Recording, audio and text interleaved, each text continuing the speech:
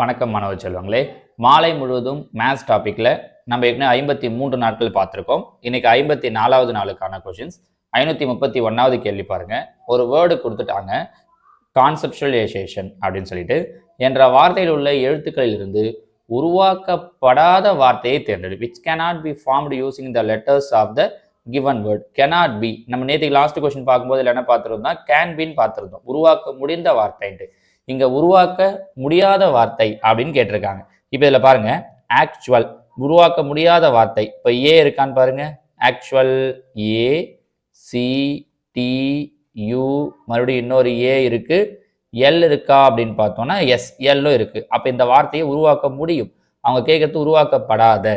அப்போ அடுத்ததா petrol, B E D R R இருக்கா, எஸ் ஆர் இல்லை பாருங்க. கான்செப்சுவலைசேஷன் அப்படிங்கிற வேர்டில் ஆறுங்கிற லெட்டர் இல்லை. அப்போ இந்த பெட்ரோல் அப்படிங்கிற வார்த்தை தான் நம்மளால என்ன பண்ண முடியாதுன்னா உருவாக்க முடியாது. டோட்டல் முடியும், TOTAL இருக்கு, பெட்ரோலும் முடியும், PETAL இருக்கு. ஸோ இந்த மூணு வேர்டையும் உருவாக்க முடியும். உருவாக்க முடியாத வார்த்தை எது அப்படின்னா பெட்ரோல். ஆறுங்கிறது கிடையாது. நீங்க எக்ஸாம்ல தாராளமா இது மாதிரி கொஸ்டின்ஸை ஃபர்ஸ்ட் பார்த்து சூஸ் பண்ணலாம். சரிங்களா? இப்படி பண்ணீங்க அப்படின்னாலே உங்களால் இந்த கொஸ்டின் மார்க் ஈஸியாக கெயின் பண்ணுற முடியும். சரிங்களா? உருவாக்க முடிந்த வார்த்தை, உருவாக்க முடியாத வார்த்தை அப்படின்னு சொல்லிட்டு. சரி, நான் இங்கே உங்களுக்கு ஒரு ஹோம்ஒர்க் தரேன். என்ன அப்படின்னா, இதுல இருந்து உங்களால் எத்தனை வேர்ட்ஸ் உருவாக்க முடியுதுன்னு பாருங்க. இதுல இருக்கிற லெட்டர்லாம் சும்மா சிம்பிளா, இப்போ உதாரணத்துக்கு ON ஆன் அந்த மாதிரி அப்படி மாற்றி போட்டு ஏதாவது ஒரு சின்னதாக ஒரு 4 இல்லை 5 வார்த்தைகள். இது கொஸ்டினாக கேட்க போகிறதில்ல, ஆனால் அந்த ஐடியா உங்களுக்கு கிடைக்கும். இந்த வேர்ட்ஸ் எல்லாம் இதுல இருந்து கிரியேட் பண்ண முடியுது, பண்ண முடியல அப்படின்னு சொல்லிட்டு. சரிங்களா? ஸோ இது நான் உங்களுக்கு கொடுக்குற ஃபர்ஸ்ட் கொஸ்டின். இந்த ஃபுல் வேர்ட்ல இருந்து 2 லெட்டர்ஸ்லையோ 3 லெட்டர்ஸ்லையோ உங்களுக்கு தெரிஞ்ச மாதிரி உங்களால் உருவாக்க முடிஞ்ச ஒரு 5 வார்த்தைகளை நீங்க எனக்கு கீழே கமெண்ட்ல சொல்லுங்க. சரிங்களாமா? அடுத்ததா 532, பின்வரும் சொற்களை பொருளுடைய வரிசையில் வரிசைப்படுத்தவும். Arrange the given words in a meaningful sequence. ஒரு பொருள் இருக்கிறது மாதிரியான ஒரு மீனிங்ஃபுல்லான சென்டென்ஸா மேக் பண்ண சொல்றாங்க.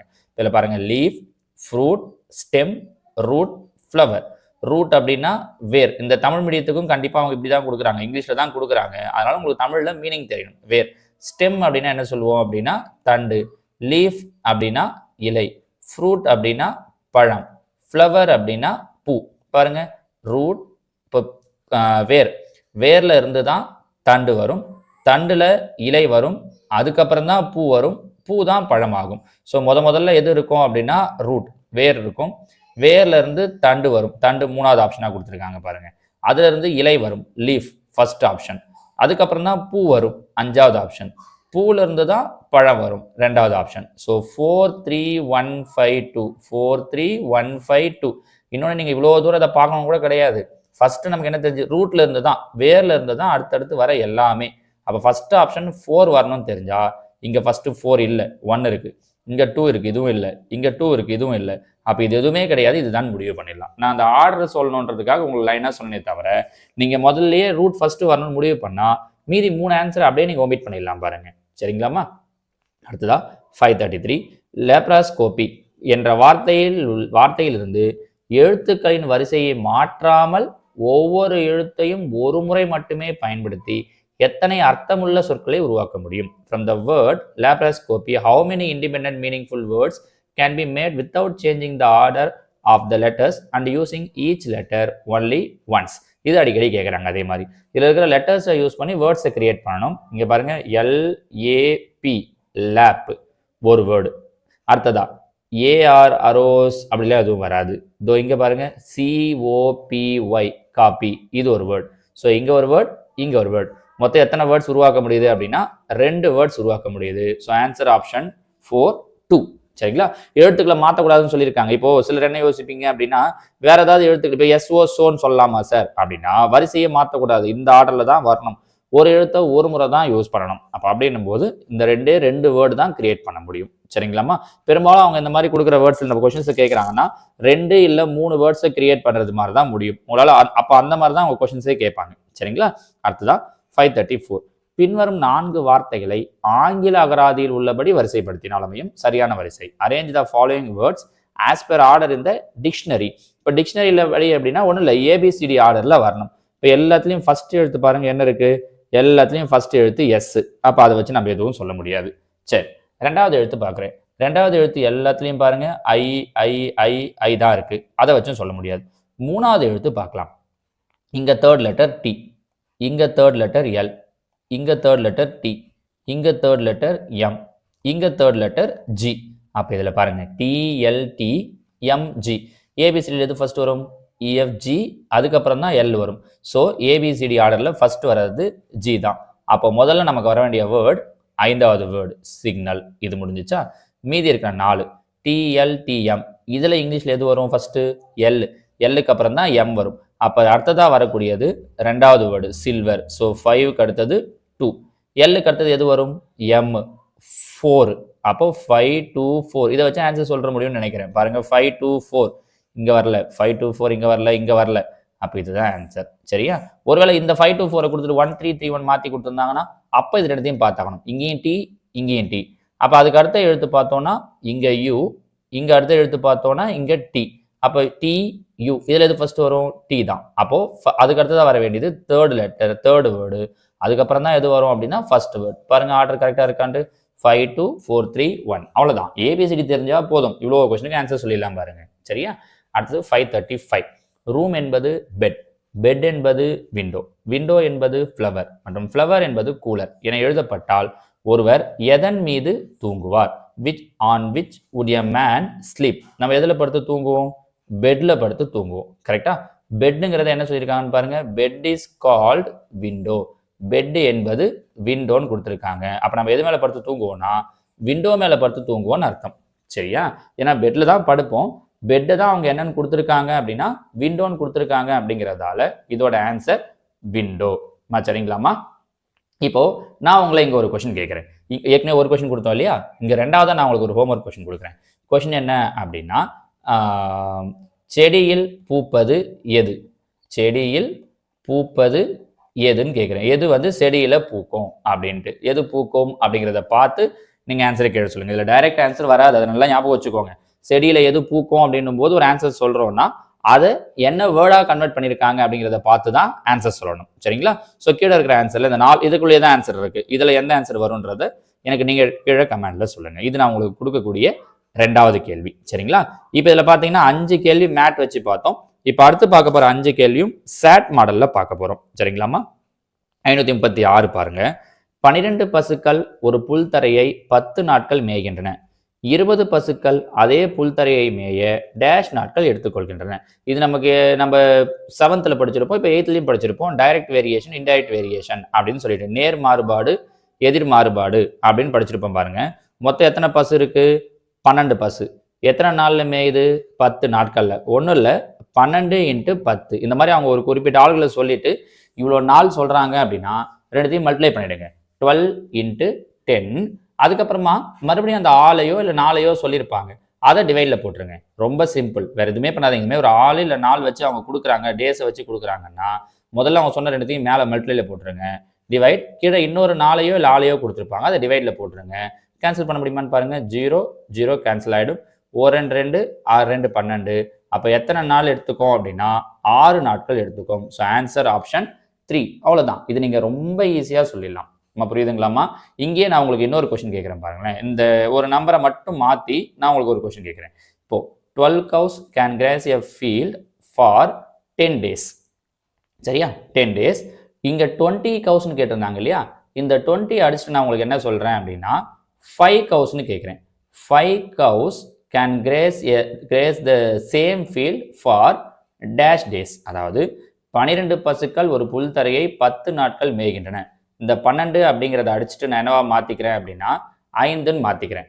5 பசுக்கள் அதே புல்தரையை மேய டேஷ் நாட்கள் எடுத்துக்கொள்கின்றன அப்படின்னா என்ன ஆன்சர் வரும் அப்படிங்கிறது நீங்கள் கீழே கமெண்ட்டில் சொல்லுங்கள். நம்ம புரியுதா? கீழே இருக்கிற இந்த ஆன்சர்லேருந்து வரதுக்கு வாய்ப்பு கிடையாது, வேறு ஆன்சர் தான் வரும் உங்களுக்கு. இப்போ நீங்கள் இதே மாதிரி ட்ரை பண்ணி பார்க்கலாம்ல. இப்போ ஒன்றும் இல்லை, நம்ம இங்கே டிவைடல் 20 போடுறதுல நீங்கள் என்ன போட போகிறீங்க? 5 போட போகிறீங்க.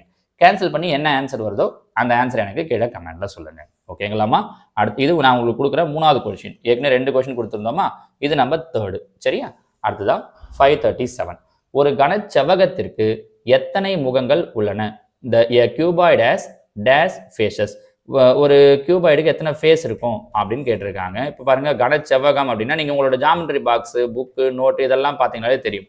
அதெல்லாம் கனச்செவ்வக வடிவம் தான். கனச்செவ்வகத்துக்கு மொத்தம் எத்தனை வடிவம் இருக்கும் அப்படின்னு, கனச்செவ்வகத்துக்கு மொத்தம் எத்தனை வடிவம் இருக்கும், எத்தனை ஃபேஸஸ் இருக்கும் அப்படின்னா 6 ஃபேஸஸ் இருக்கும். எத்தனை ஃபேஸஸ் இருக்கும்? 6 ஃபேஸஸ். So answer option 1 6. கனச்செவ்வகத்துக்கும் 6 ஃபேஸஸ் தான் இருக்கும். கனச்சதுரம் கியூப் எடுத்துக்கிட்டோம் அப்படின்னா கியூபுக்கும் எத்தனை ஃபேஸ் தான் இருக்கும்னா 6 ஃபேஸ் தான் இருக்கும். ஞாபகம் வச்சுக்கோங்க. ஏன்னா இங்க கனச்செவ்வகம் கேட்டிருக்க மாதிரி நமக்கு எக்ஸாம்பிள் கனச்சதுரம் கேட்கிறான் பாருங்க, கேட்கறான் பாருங்க. சரிங்களா? அப்படி கேட்டாங்கன்னா அதுக்கும் ஆன்சர் 6 தான். சரியா? அதுதான் 538. The mean of the data 12x 28 is 18. Find the value of x. தரவுகள் 6, 15, x மற்றும் 36 ஆகிய தரவுகளின் சராசரி 20. ஆக்சுவலா இங்கிலீஷ் மீடியத்தில் வேற கொஸ்டின் இருக்கு, தமிழ் மீடியத்தில் வேற கொஸ்டின் இருக்கு. நான் உங்களுக்கு ரெண்டுத்துக்குமே ஆன்சர் சொல்லிடுறேன். ரெண்டும் வேற வேற கொஸ்டின் இருக்கு. கரெக்டா? மொத்தமே நம்பரே மாறி இருக்கு பாருங்க. நான் உங்களுக்கு ஆன்சர் ரெண்டுத்துக்குமே சொல்லிடுறேன் எப்படி பண்றது.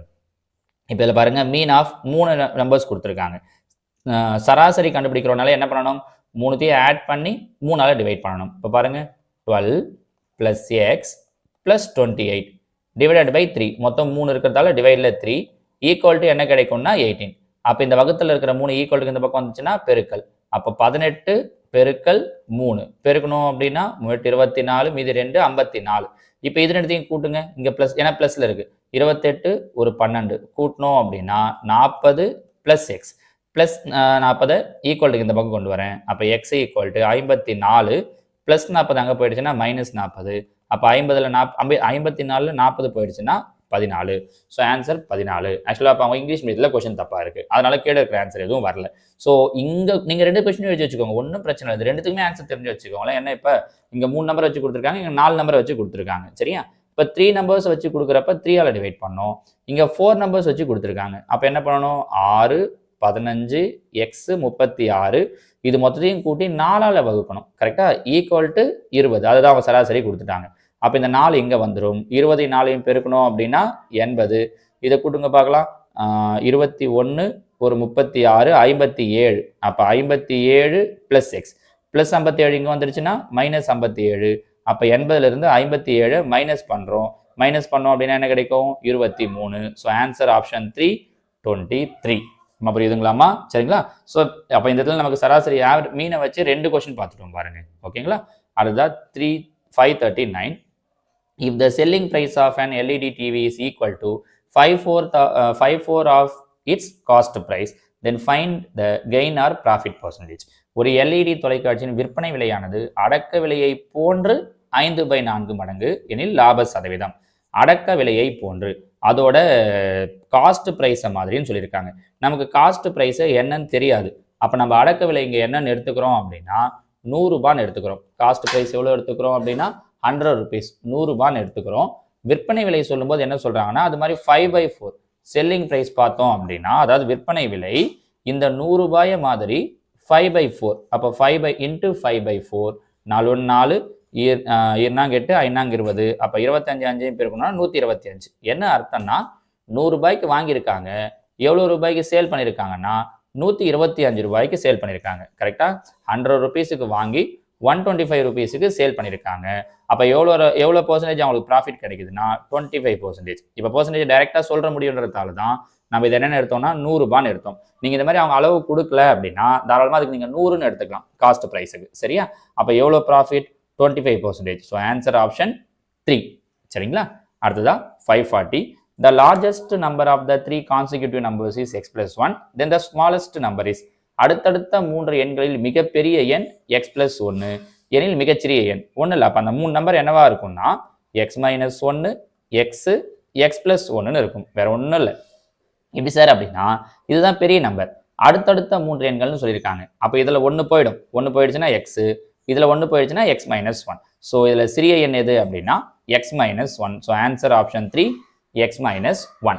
சரி, சப்போஸ் இங்கே ஏற்கனவே ஒரு 3 கொஸ்டின் கேட்டேன்னா இங்கே 4ஆவதா ஒரு கொஸ்டின் கேட்குறேன். அதில் நடுவில் இருக்கும் எண் எது? என்ன கொஸ்டின் கேட்குறோம்? நடுவில் இருக்கும் எண் எது அப்படி, which is the middle term of the sequence. அந்த 3 நம்பர்ல எது நடுவில் இருக்குது அப்படின்னு கேட்டாங்கன்னா அப்போ என்ன ஆன்சர் வரும் சொல்லுங்க பார்க்கலாம். நான் உங்களுக்கு என்னென்ன நம்பர்னே சொல்லிட்டேன் லைனா. சரிங்களா? இப்போ நான் கேட்டிருக்கிறது நடுவில் இருக்கிற எண் எதுன்ட்டு சொல்லுங்க பார்க்கலாம். இந்த 3த்துல எது நடுவில் இருக்கோ அதுதான் ஆன்சர். சரிங்களாமா? ஸோ மொத்தமாக இன்னைக்கு வீடியோவில் நான் உங்களுக்கு ஒரு 4 கொஸ்டின் கொடுத்துருக்கேன். அந்த 4 கொஸ்டினுக்கும் நீங்கள் கீழே கமெண்ட்ல ஆன்சர்ஸ் சொல்லுங்க. நாளைக்கு நம்ம பார்க்க போகிறது 55வது நாள். சரிங்களா? ஸோ நாளையோட 550 கேள்விகள் முடியும். ஏறக்குறைய ஒரு 600 650 கேள்விகள் வரைக்கும் நம்ம உங்களோட எக்ஸாம் முடியறதுக்குள்ள பார்த்துருவோம். நீங்கள் ரிப்பீட்டடாக திரும்ப ஃபர்ஸ்ட் டேவில் இருந்தே ரொட்டீனா அந்த கொஷின்ஸ் எல்லாம் போட்டு பாருங்க. சரிங்களா? கூடவே சயின்ஸையும் சோசியலையும் கொஞ்சம் கேப் இடாமல் பாருங்க. ஏன்னா நமக்கு அதுலேயுமே 70 கேள்விகள் கேட்குறாங்க சயின்ஸ் சோசியலையும். அதுலேயும் பாஸ் பண்ணாதான் நம்ம ரெண்டுலையும் பாஸ் பண்ண முடியும். சரிங்களாமா? ஓகேம்மா, தேங்க்யூ.